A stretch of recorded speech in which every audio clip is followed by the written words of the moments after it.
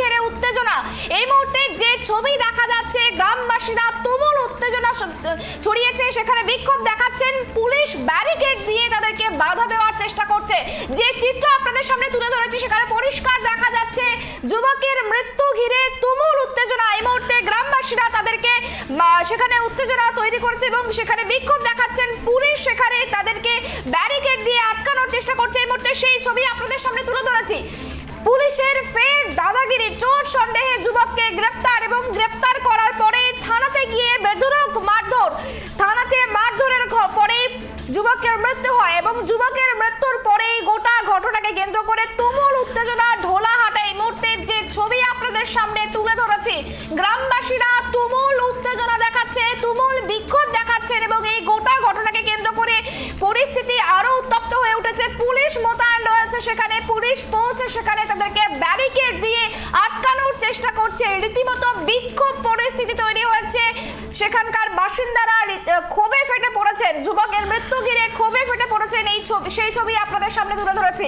ঢোলাহাটে যুবকের মৃত্যু ঘিরে তুমুল উত্তেজনা, চোর সন্দেহে গ্রেফতার করা হয় যুবককে এবং তারপরেই এই মুহূর্তে যে ছবি আপনাদের সামনে তুলে ধরেছে সেখানে পরিষ্কার দেখা যাচ্ছে যে গ্রামবাসীরা বিক্ষোভ দেখাচ্ছেন এবং পুলিশ ব্যারিকেড দিয়ে তাদেরকে বাধা দেওয়ার চেষ্টা করছে।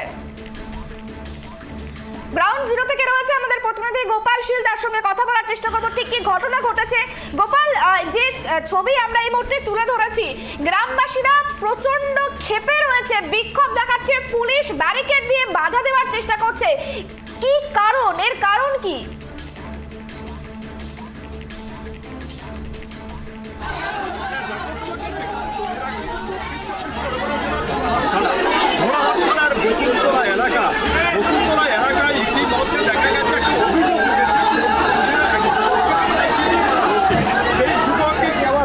ঢুকে গেলে এখন বলবো, দেখো থানার সামনে বিরাট বিক্ষোভ চলছে, প্রচুর মানুষ কিন্তু ইতিমধ্যে বিক্ষোভ দেখাচ্ছে। তাদের একটাই দাবি, যারা চোর সন্দেহে যাদেরকে যে যুবককে পিছিয়ে মারা হলো তার যে উপযুক্ত যে প্রশাসন রয়েছে তার উপযুক্ত শাস্তি চাই।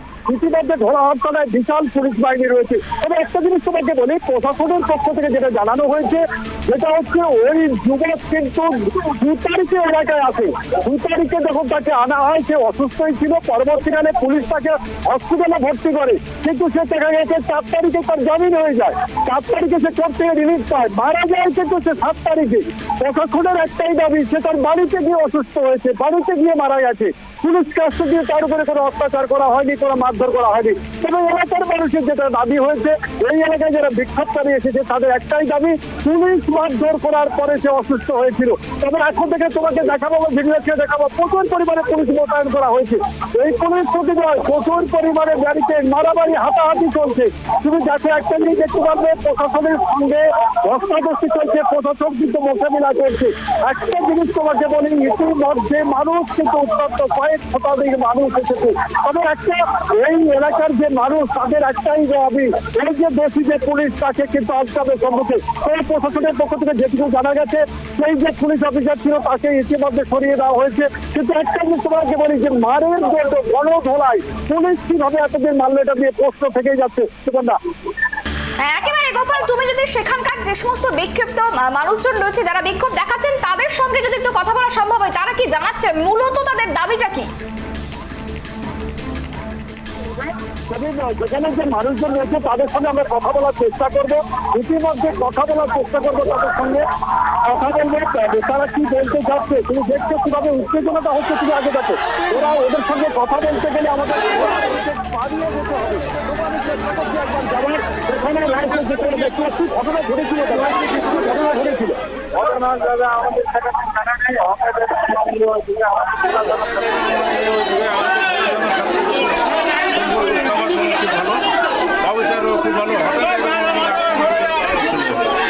মানে এই যে পিছিয়ে মারা ঘটনা, তবে এখানে যে এখানে যিনি রয়েছেন, আমি এই দিদির সঙ্গে কথা বলে দেবো কি ঘটনা ঘটেছিল একটু যদি আপনি বলেন। কি ঘটনা, কি ঘটনা, কেন আপনার বিক্ষোভ দেখাচ্ছেন, কেন আপনারা বিক্ষোভ দেখাচ্ছেন?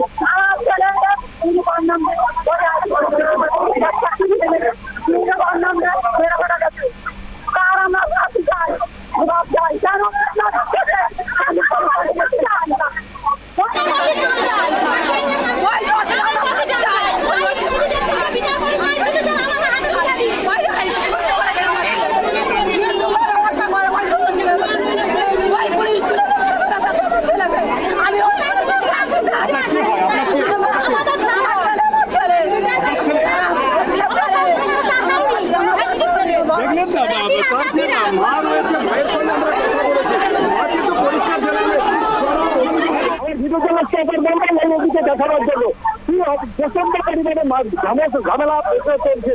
এই ঝামেলার মধ্যে থেকে পুলিশ কিন্তু চেষ্টা করছে যাতে কোনো গন্ডগোল না হয়। তাদেরকে আইসি যিনি রয়েছেন অর্থাৎ আইসি মানুষকে তিনি কিন্তু মানুষকে বোঝাবার চেষ্টা করছেন।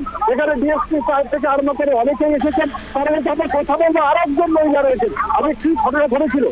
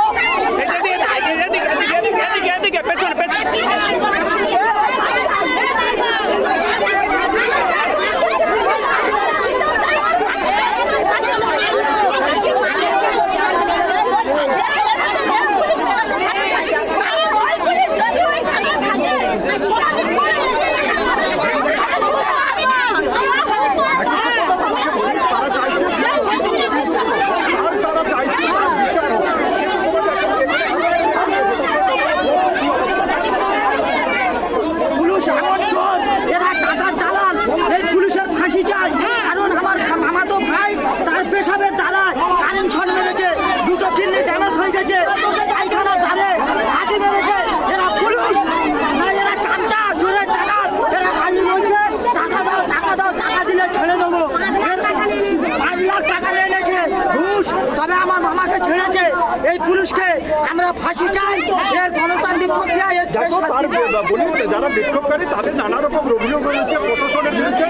তবে প্রশাসনের ইতিমধ্যে জারি করা হয়েছে ওই ব্যক্তিকে জামিন দিয়ে দেওয়া হয়েছে। 4 তারিখ জামিন পেয়েছে, মারা গেছে কিন্তু সে তাদের 8 তারিখ রাত্রে মারা গেছে। তাই প্রশাসন বলছে প্রকৃত পোস্টমর্টম রিপোর্টে উঠে আসবে সত্যটা কি। তবে এখন সেই অপেক্ষায় রয়েছে এলাকার মানুষজন। একেবারে গোপাল, আরো একটি বিষয় জানার চেষ্টা করব যে অভিযোগটা তোলা হচ্ছে, উত্তেজিত জনতা তারা যে অভিযোগটা তুলছেন যে বেধড়ক মারধর করা হয়েছে এবং সেই কারণের জন্যই মৃত্যু ঘটেছে ওই যুবকের। সেক্ষেত্রে মৃতদেহর কি ময়নাতদন্ত হয়েছে? ময়নাতদন্তের রিপোর্ট কি এসে পৌঁছেছে? সেখানে কি উল্লেখ রয়েছে, কি কারণে মৃত্যু হয়েছে?